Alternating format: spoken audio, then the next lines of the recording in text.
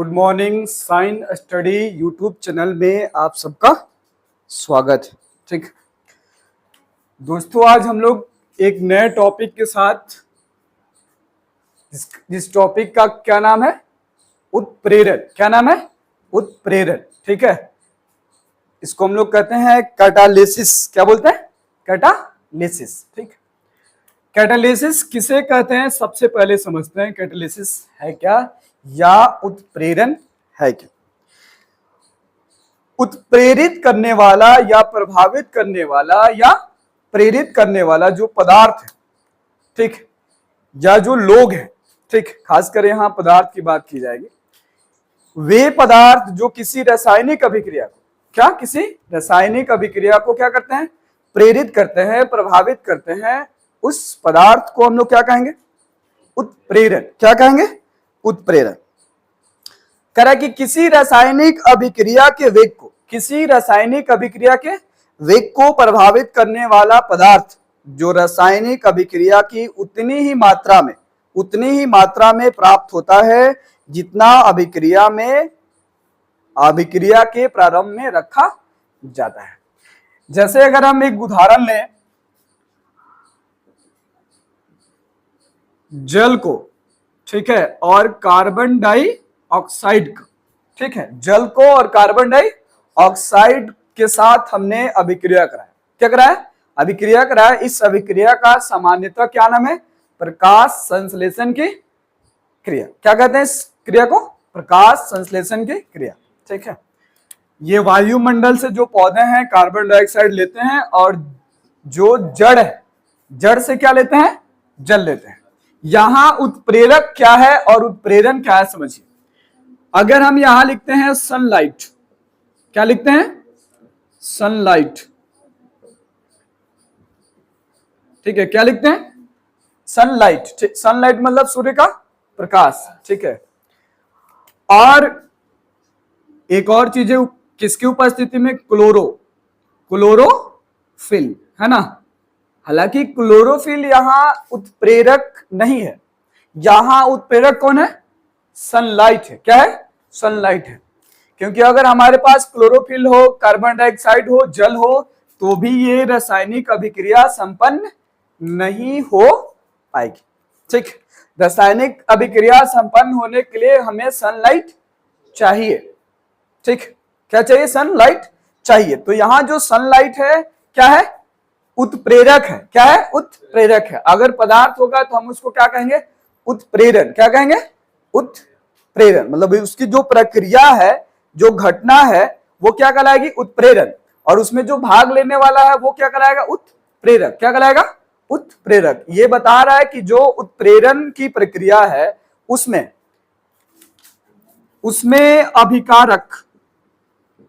अभिकारक और उत्पादक की मात्रा, किसकी? अभिकारक और उत्पादक की मात्रा कैसी होगी? समान होगी, कोई परिवर्तन उसमें नहीं होगा। इतनी बात समझ में? आगे इसकी अभिक्रिया को संपन्न लिख देते हैं। C6H12O6, इसके बाद ऑक्सीजन मिलेगा और फिर हमें क्या मिलेगा? जल मिलेगा। ठीक, ये ग्लूकोज हो गया, ये ऑक्सीजन हो गया जो बाहर निकल जाएगा, और जो यहाँ H2 है जलवाष्प के रूप में क्या हो जाएगा? बाहर निकल जाएगा। ठीक, तो यहां हम लोग बात कर रहे हैं सनलाइट, जो क्या है? एक उत्प्रेरक है। क्या है? उत्प्रेरक है। लेकिन इस अभिक्रिया में ये जो उत्प्रेरक की प्रक्रिया है वो क्या कहलाएगी? उत्प्रेरण कहलाएगी। क्या कहलाएगी? उत्प्रेरण। ठीक, इतनी बात समझ में आई? किसी रासायनिक अभिक्रिया के वेग को उत्प्रेरक की सहायता से प्रभावित करने वाला परिघटना क्या कहलाएगा? उत्प्रेरण कहलाएगा। क्या कहलाएगा? उत्प्रेरण कहलाएगा। चलिए अब हम लोग आगे बढ़ते हैं। उत्प्रेरक के प्रकार, क्योंकि ये तो घटना हो गई ना, ये तो क्या हो गई? घटना हो गई। तो अगर हम उत्प्रेरक के प्रकार को समझे कि इसके प्रकार कितने हैं, के प्रकार, ठीक है, उत्प्रेरक के प्रकार, तो हमें बताया जा रहा है कि जो उत्प्रेरक है वो दो तरह के हैं। कितने तरह के हैं? दो तरह के हैं। ठीक, एक को कहा जाता है धनात्मक, क्या कहा जाता है? धनात्मक उत्प्रेरक, और दूसरे को कहा जाता है ऋणात्मक। क्या कहा जाता है? ऋणात्मक उत्प्रेरक। ठीक, दो तरह के हैं, एक है धनात्मक और एक क्या है, ऋणात्मक। ठीक है, प्रेरक। अब धनात्मक उत्प्रेरक क्या है और ऋणात्मक उत्प्रेरक क्या है समझते हैं। धनात्मक मतलब समझ में आता है बढ़ना, और ऋणात्मक मतलब क्या समझ में आता है, घटना। अब देखिए, वे उत्प्रेरक पदार्थ जो अभिक्रिया की गति को, किसके, अभिक्रिया की गति को क्या करते हैं, धीमा करते हैं, घटाते हैं। ठीक है, उसको क्या कहेंगे, घटाने वाले को क्या कहेंगे, ऋणात्मक। क्या कहेंगे, ऋणात्मक उत्प्रेरक कहेंगे। वे उत्प्रेरक जो अभिक्रिया के दर को, अभिक्रिया की गति को, ठीक है, अभिक्रिया की घटना को तीव्र करते हैं, तेज करते हैं या बढ़ाते हैं, तब हम उन्हें क्या कहेंगे, धनात्मक उत्प्रेरक। क्या कहेंगे, धनात्मक उत्प्रेरक। ठीक, ये समझ में आ गई बात की जो उत्प्रेरक है दो तरह के, एक धनात्मक है और क्या है, एक ऋणात्मक है। अब थोड़ा और आगे बढ़ते हैं। कह रहा कि अब धनात्मक उत्प्रेरक और देखिए, कह रहा कि एक को कह रहा है उत्प्रेरक वर्धक, उत्प्रेरक वर्धक। ठीक है, और दूसरे को कह रहा है, ठीक, उत्प्रेरक विषकारक, उत्प्रेरक, हाँ, विषकारक। ठीक, अब उत्प्रेरक वर्धक क्या है और उत्प्रेरक विषकारक क्या है। ठीक,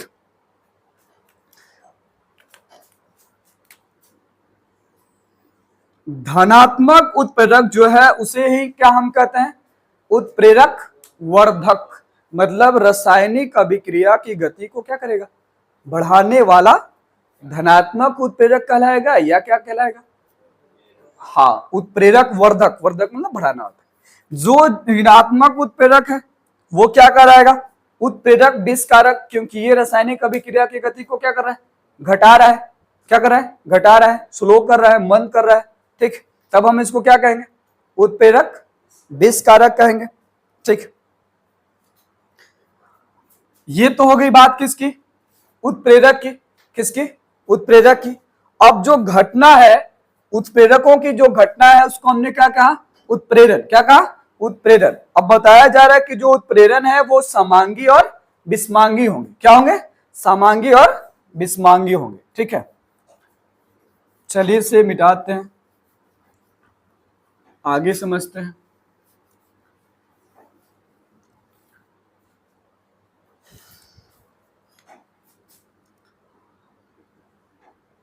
समांगी, समांगी उत्प्रेरण। ठीक है, और एक हो गया विषमांगी उत्प्रेरण। ठीक, एक समांगी उत्प्रेरण हो गया और एक क्या हो गया, विषमांगी उत्प्रेरण हो गया। ठीक,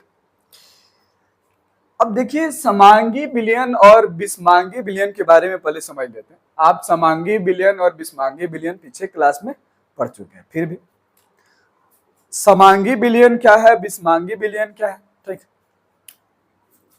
अगर हम एक चीनी और जल का विलयन, क्या, चीनी और जल का, जहां जो चीनी है क्या है, विलय है, जबकि जल क्या है, विलायक है, और इन दोनों को अगर प्लस कर दिया जाए तो इक्वल टू क्या आ जाएगा, विलयन। क्या आ जाएगा, विलयन। यदि विलय के प्रत्येक कण, विलय के प्रत्येक कण विलायक के साथ या पूर्ण रूप से घुला हो, मिला हो, तब हम उस विलयन को क्या कहेंगे, समांगी। समांगी मतलब समान रूप से सभी जगह। अब अगर चीनी और जल का शरबत बनाएंगे तो एक बूंद उतना ही मीठा लगेगा और एक गिलास उतना ही मीठा लगेगा, क्योंकि जो विलय है और जो विलायक है, विलय के जो कण हैं विलायक में सभी जगह समान रूप से क्या है, घुले हुए हैं, मिले हुए हैं। ठीक है, तब हम उसको क्या कहेंगे, हाँ, समांगी विलयन। क्या कहेंगे, समांगी विलयन। अब समझते हैं विषमांगी। ठीक, इसके जस्ट अपोजिट, जैसे अगर हम मिट्टी को जल के साथ मिला दें, किसके साथ, मिट्टी को जल के साथ क्या करें, मिला दें, तो हमें कीचड़ मिलेंगे। अरे मिट्टी को अगर हम जल के साथ मिलाते हैं तो क्या मिलेगा, कीचड़ मिलेगा। ठीक है, अब देखिए यहाँ और भी उदाहरण ले सकते हैं। ठीक है, अगर हम दूसरा एग्जांपल लेते हैं, तेल ले लीजिए, तेल, ठीक है, और जल को मिलाइए, सबसे पहले तो ये मिलेगा ही नहीं, तेल और जल आपस में मिलेंगे नहीं। ठीक है, लेकिन मिलाने की कोशिश कीजिए। ठीक है, मिलाइए। ठीक है, तो अब ये समान रूप से सभी जगह नहीं मिलेंगे। ठीक है, या और भी कई उदाहरण है जहां अगर आप मिलाते हैं तो सब समान रूप से जो विलय के कण है विलायक के साथ नहीं मिलेंगे, तब हम उसको क्या कहेंगे, विस्मांगी कहेंगे। क्या कहेंगे, विस्मांगी। यहां भी उत्प्रेरण की जो बात की जा रही है, एक समांगी उत्प्रेरण की बात की जा रही है और एक किसकी बात की जा रही है, विस्मांगी उत्प्रेरण की बात की जा रही है। उत्कारकी उत्प्रेरण की वह घटना जिसमें अभिक्रिया में भाग लेने वाले, क्या, अभिक्रिया में भाग लेने वाले अभिकारक तथा उत्प्रेरक दोनों की भौतिक अवस्थाएं द्रव या गैस समान हो। क्या हो, समान हो। ठीक, तब हम कौन सा कहेंगे, समांगी उत्प्रेरण। और जब असमान हो तब हम उसको क्या कहेंगे, विस्मांगी। क्या कहेंगे, विस्मांगी। मतलब यहां अगर हम बात करें तो यहां इन अवस्थाओं की बात की जा रही है। किसकी बात की जा रही है, अवस्थाओं की बात की जा रही है। जैसे ठोस, द्रव, गैस, तीन अवस्थाएं पाए जाते हैं। ठीक है, तो ये जो अवस्थाएं हैं इसकी बात की जा रही है। कि समांगी अगर उत्प्रेरण होता है तो समान अवस्था होगी। कैसी होगी, समान। समान में तो द्रव द्रव, गैस गैस, ठीक है, हो सकता है। ठीक, अगर विस्मांगी किया जाए तो इसमें जो अवस्था होगी कैसी होगी, असमान होगी। कैसी होगी, असमान। जैसे अगर हम द्रव को गैस में मिलाए, अगर हम यहां अभिक्रिया की बात कर रहे हैं, तो अगर हम द्रव और गैस को साथ में अभिक्रिया कराएं और वहां उत्प्रेरक काम करे, तब हम उसको क्या कहेंगे, उस परिघटना को क्या कहेंगे, विस्मांगी उत्प्रेरण कहेंगे। अगर दोनों की अभिकारक की जो अवस्था है और प्रेरण की जो अवस्था है वो समान हो, तब हम उसको क्या कहेंगे, समांगी उत्प्रेरण कहेंगे। फिर से समझ लीजिए अगर नहीं समझ में आ रहा, कि अभिकारक, क्या, अभिकारक और उत्प्रेरक दोनों की अवस्थाएं यदि समान हो, क्या हो, समान हो, तो वे क्या कहलाएंगे, समांगी उत्प्रेरण कहलाएंगे। ये जो घटना है समान हो तो वे घटना क्या कहलाएंगे, समांगी उत्प्रेरण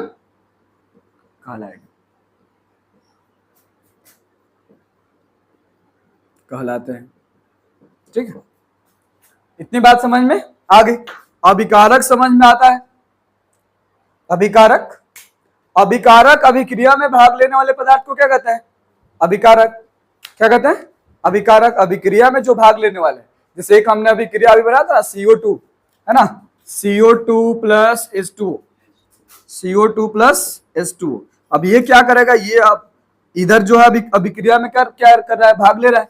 जब भाग ले रहा है तो उसको क्या कहेंगे, अभिकारक। तो अभिकारक और उत्प्रेरक दोनों की अवस्थाएं यदि समान हो तो समांगी, अगर डिफरेंट हो, अलग हो, तब क्या कहेंगे, विस्मांगी। क्या कहेंगे, विस्मांगी। चलिए, इतनी बात समझ में आ गई।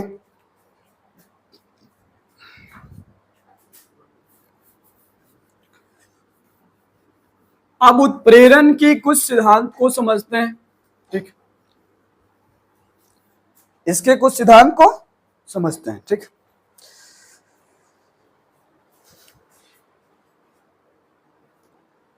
नेक्स्ट टॉपिक है विस्मांगी उत्प्रेरण का अधिशोषण सिद्धांत। करे कि वह सिद्धांत जो विस्मांगी उत्प्रेरण पर आधारित हो, जिसमें अभिकारक गैसीय और किस अवस्था में हो, द्रवीय अवस्था में हो, जबकि उत्प्रेरक हमेशा ठोस अवस्था में हो, तथा अधिशोषण क्या हो, उष्मा क्षेपी। अब देखो, साइंस को जब भी समझना होगा तो आपको वर्ड पता होना चाहिए। अगर आपको वर्ड नहीं पता है तो साइंस आपको नहीं पता है। अब इसमें कई वर्ड है, जैसे हमने विस्मांगी को बताया, अभिकारक को बताया, उत्प्रेरक को बताया, अधिशोषण को बताया और ऊष्माक्षेपी को बताया। ठीक, ऊष्माक्षेपी जो ऊष्मा को क्या करता है, त्याग करता है। क्या करता है, त्याग करता है। ठीक है, क्योंकि उस क्षेपी मतलब त्याग करना, निकलना। ठीक है, ऊष्माक्षेपी मतलब वह प्रक्रिया, अभिक्रिया जिसमें ऊष्मा का क्या हो, त्याग हो, ह्रास हो। ठीक है, तब हम उसको क्या कहेंगे, ऊष्माक्षेपी कहेंगे। ठीक, अब इसके करा कि इसके 5 चरण है। किसके, विषमांगी उत्प्रेरण का अधिशोषण सिद्धांत कितने चरण में है, 5 चरण में। ठीक है, अब थोड़ा सा और समझो, नहीं तो फिर पता चलेगा कि आपको समझ में आ नहीं रही। ठीक, अगर हम यहां एक फिगर बनाए, क्या बना दिया, फिगर बना दिया, और ऊपर में हमने गैस के कणों को रखा। किसको रखा, ये गैस के कण है। किसके कण है, गैस के कण। जबकि ये जो पृष्ठ है ठोस उत्प्रेरक है। क्या है, ठोस उत्प्रेरक। करा कि इस अभिकारक का इस ठोस उत्प्रेरक पर अधिशोषण के कितने चरण, 5 चरण। कितने चरण, 5 चरण। कि इस पृष्ठ पे कैसे अधिशोषण होगा। पिछले क्लास में हमने अधिशोषण के विषय में बताया था, फिर से बताते हैं थोड़ी सी। अधिशोषण, अधिशोषक प्लस अधिशोष, अधिशोषक, सॉरी अधिशोषक, अधिशोषक और अधिशोष की जो संपूर्ण प्रक्रिया है, अभिक्रिया है, घटना है, उसको क्या कहेंगे, अधिशोषण। तो यहां भी एक अधिशोषक है और एक क्या है, अधिशोष है। यहां अधिशोष आपका गैस है और अधिशोषक क्या है, ठोस उस उत्प्रेरक है, जहां पे रासायनिक अभिक्रिया क्या होगी, संपन्न होगी इस पृष्ठ पर ठोस उत्प्रेरक की उपस्थिति में। और ये फिर बाद में ठोस उत्प्रेरक क्या होगा, पास हट जाएगा। ठीक, उत्प्रेरक की क्रिया विधि को हम समझते हैं। पहले इसके सिद्धांत 5 चरण को देखते हैं। सबसे पहला, इसको मिटाते हैं। सबसे पहला देखिए चरण कौन सा है। ठीक है, फर्स्ट चरण, पहला चरण करे कि उत्प्रेरक के सतह पर अभिकारकों का, अभिकारकों मतलब यहां गैस ले रहे ना, क्या, गैस का विस्तरण होता है। पहला उसने कहा कि उत्प्रेरक के सतह पर, किस सतह पर, उत्प्रेरक के सतह पर, सतह पर किसका, गैसों का, किसका, गैसों का क्या होता है, गैसों का विसरण होता है। क्या होता है, विसरण, विसरण होता है। क्या होता है, विसरण होता है। ठीक है, दूसरा चरण क्या है, कराए उत्प्रेरक के सतह पर अभिकारकों के अणुओं का अवशोषण होता है। क्या होता है, उत्प्रेरक के सतहों पर जो कण है या अभिकारक के जो अणु है, उत्प्रेरक के सतहों पर अभिकारकों के अणुओं का क्या होता है, हाँ, अधिशोषण होता है। ठीक है, ये हो गया दूसरा स्टेप। कौन सा स्टेप, दूसरा। तीसरा स्टेप में देखिए क्या करा है, करा उत्प्रेरक के सतह पर, किसके सतह पर, उत्प्रेरक के सतह पर रासायनिक अभिक्रिया घटित होती है। कहां घटित होगी, इस पर, सतह पर रासायनिक, रासायनिक अभिक्रिया क्या होती है, घटित होती है। ठीक, रासायनिक अभिक्रिया क्या होती है, घटित होती है। ये हो गया आपका तीसरा चरण। चौथा चरण देखिए 4 नंबर पे क्या कहा, उत्पादक का विश्लेषण होता है। किसका, उत्पादक का विश्लेषण। ठीक, उत्पादक का विशोषण होगा। क्या होगा, विशोषण। शोषण मतलब ऑब्जर्व करना और विशोषण मतलब हटाना, है ना, क्या करना, हटाना। अब जब बनेगा तो उत्पादक को क्या कर दिया जाएगा, अलग कर दिया जाएगा। तो यहां होता है उत्पादक का क्या होता है, विशोषण होता है। और सबसे अंतिम जो चरण है वो है उत्पादक पृष्ठ से, उत्पादक पृष्ठ से, उत्पादक पृष्ठ से, किसका पृष्ठ, ठोस उत्प्रेरक का, किसका, ठोस उत्प्रेरक का, ठीक है, से दूर चला जाता है। कहां चला जाता है? दूर चला जाता है। मतलब यहां से अगर जब हटेगा तो नजदीक नहीं रहेगा, कहां चला जाएगा? दूर चला जाएगा। तथा अधिशोषण स्थल फिर से क्या होता है? रिक्त हो जाता है, खाली हो जाता है। ये जो स्थल है ये फिर से क्या हो जाएगा? खाली हो जाएगा। और अधिशोषण जो स्थल है, ठीक, अधिशोषण स्थल क्या हो जाता है? रिक्त हो जाता है। क्या हो जाता है? रिक्त हो जाता है। छोड़ो, इतनी बात समझ में आ गई?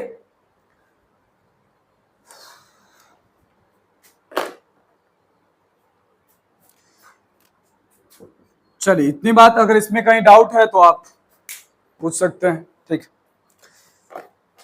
डाउट नहीं है तो ठीक। कहीं किसी को किसी तरह का डाउट नहीं है ना? आगे देखिए, आपको कुछ और कर रहा है, कह रहा है कि ठोस उत्प्रेरक, यहां जो ठोस उत्प्रेरक है इसके कुछ विशेषताओं के बारे में क्या कर रहा है? चर्चा कर रहा है, बता रहा है। क्या कर रहा है? चर्चा कर रहा है और बता रहा है। कौन कौन? अभी इस ठोस उत्प्रेरक के बारे में कुछ बता रहा है। चलिए,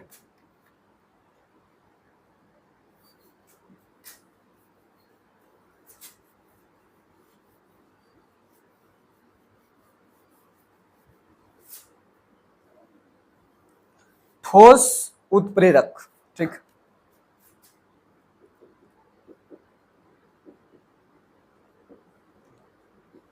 कौन सा? ठोस उत्प्रेरक। इसकी विशेषताओं को क्या करते हैं? समझते हैं कि इसके अंदर कौन कौन सी विशेषता है। सबसे पहली विशेषता है सक्रियता। क्या है? सक्रियता, ठीक।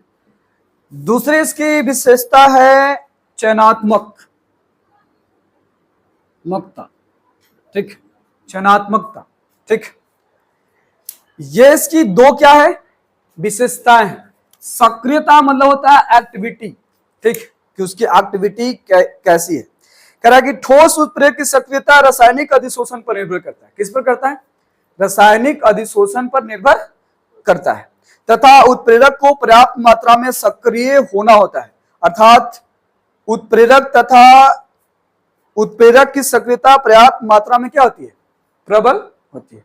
इसको सरल शब्दों में समझिए कि अगर हमारे पास तीन तरह की पृष्ठ है, कितने तरह के पृष्ठ है? तीन तरह के पृष्ठ।